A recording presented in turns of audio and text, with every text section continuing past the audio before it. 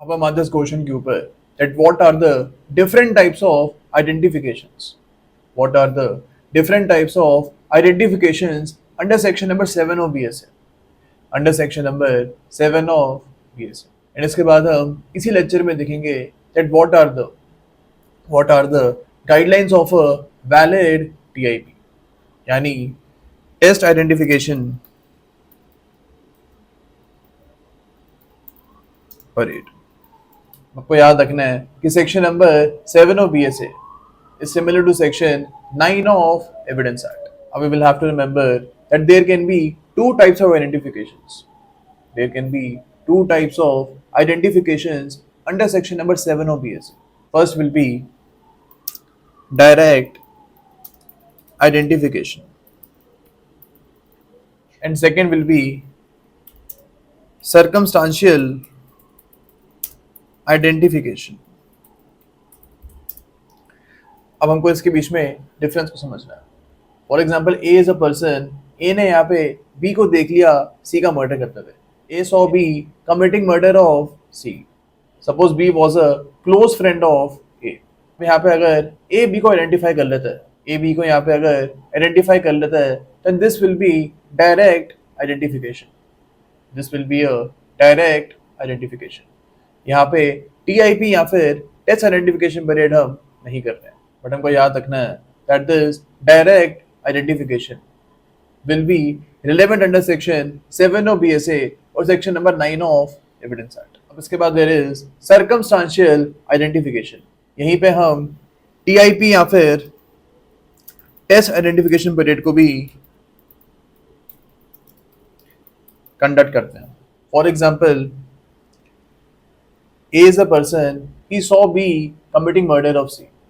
लेकिन यहाँ पे ए बी को पहले से जानता नहीं था। यहाँ पे on the spot B C का मर्डर कर रहा था एंड ए ने बी को यहाँ पे देख लिया।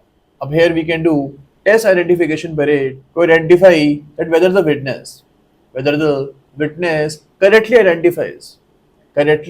Identifies the accused. अब यहाँ पे बी को 10-11 लोगों के बीच में मिक्स कर दिया जाएगा। B will be mix with some people of similar height and similar weight, यानी बी को ऐसे लोगों के बीच में मिक्स कर दिया जाएगा जिसकी बी की जितनी हाइट हो एंड बी का जितना ही वेट हो। ओके, एंड फिर यहाँ पे ए को बुलाया जाएगा and A will be asked to identify B in this case. This whole process will be called test identification parade.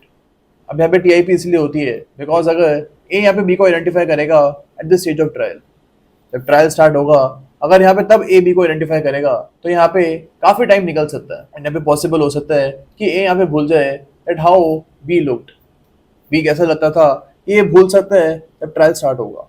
And that is why investigation के टाइम पे ही test identification parade can be done. You will have to remember that TIP will be conducted at the stage of investigation only.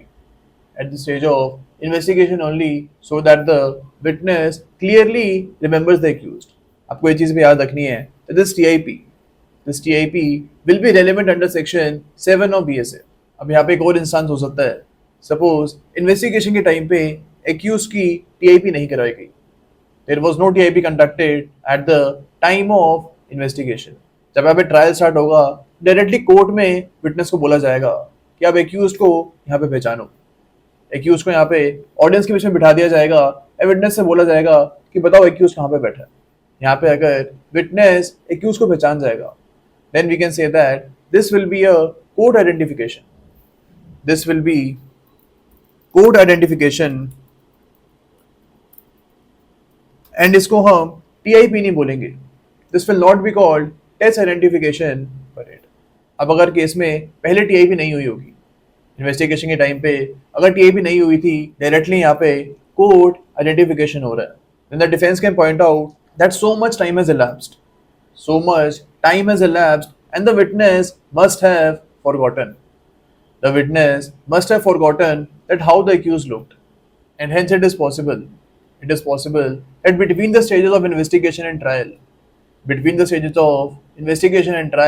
witness must have seen the accused somewhere. And that is why the witness was able to identify the accused in the court. And यहाँ पे defence बोल सकता है कि बहुत time निकल चुका है बिटवीन इन्वेस्टिगेशन एंड ट्रायल, यहाँ पे पॉसिबल हो सकता है कि विटनेस ने एक्यूज को कहीं पे देख लिया हो, and that is why court में इसने एक्यूज को पहचान लिया.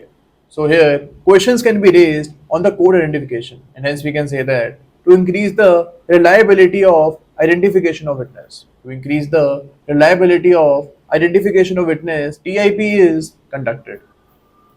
TIP is conducted. यानी जब आइडेंटिफिकेशन हो रही है इसकी रिलायबिलिटी को बढ़ाने के लिए टीआईपी होती है, so that a corroborating piece of evidence, corroborating piece of evidence is obtained through TIP. TIP इसलिए होती है ताकि corroborating piece of evidence बन जाए which can be used later on against the defense. अब यहाँ पे आगे जाके डिफेंस ये नहीं बोल सकता है कि काफी टाइम निकल चुका है एंड यहाँ पे the witness must have seen the accused, because investigation के टाइम पे भी सेम विटनेस ने एक्यूज को पहचाना था जब टीआईपी हो रही थी, एंड जब आगे जाके ट्रायल स्टार्ट हो रहा है इस टाइम पे भी the witness clearly identify the accused. तो यहाँ पे विटनेस दो टाइम एक्यूज को पहचान रहा है which will increase the reliability of this identification. लेकिन हमको याद रखना है कि अगर केस में टीआईपी नहीं हो रही है एंड डायरेक्टली कोर्ट आइडेंटिफिकेशन हो रहा है, then this can also be a substantive piece of evidence. This can also be a substantive piece of evidence, but the court must satisfy. The court must satisfy itself of the following questions. These questions can be, for example, what was the distance between? What was the distance between the witness and the accused? यानी witness और accused के बीच में कितना distance था, कितना clearly witness ने accused को देखा था. Second here can be the strength of the eyesight of the witness. Witness की जो eyesight थी वो सही थी या फिर नहीं थी. Third question here can be that was there sufficient light? Was there sufficient light at the spot where witness had seen the accused? इसके अलावा एक और क्वेश्चन हो सकता है that whether the witness saw the accused for a sufficient time or not. Saw the accused for a sufficient time or not. तो इन questions का answer court पहले एग्जामिन करेंगे. अब इसके बाद हमारे सामने क्वेश्चन आता है that what are the safeguards for a valid TIP. अब यहाँ पे first safeguard can be that the TIP must be conducted. TIP must be conducted in front of a magistrate. And here the police officer must not be present at the time of TIP.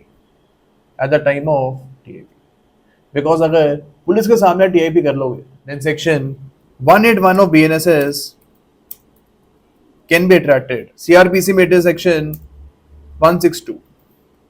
So these sections can be attracted अगर police के सामने TIP हो रही है, and फिर TIP आगे जाके useless हो जाएगी, एंड हेंस TIP की फिर कोई सिग्निफिकेंस नहीं रह जाएगी.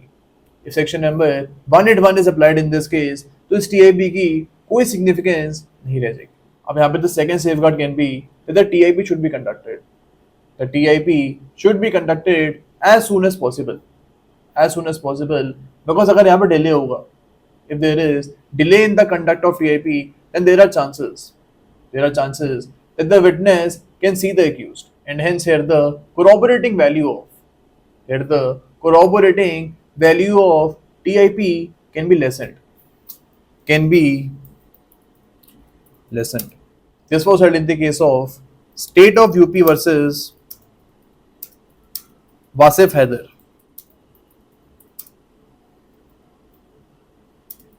इसके अलावा you can write the investigating officer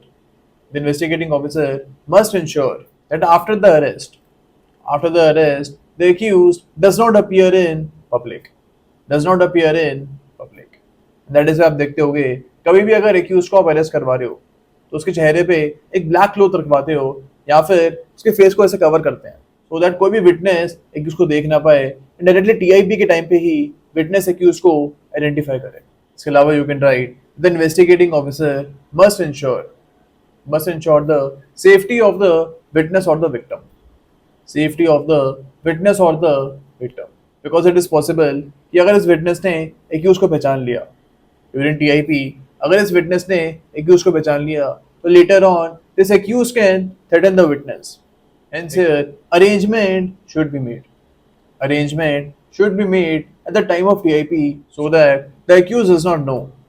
The accused does not know that who is the witness who is identifying the accused. Who is the witness who is identifying the accused. तो guidelines के बारे में हमको पता होना चाहिए.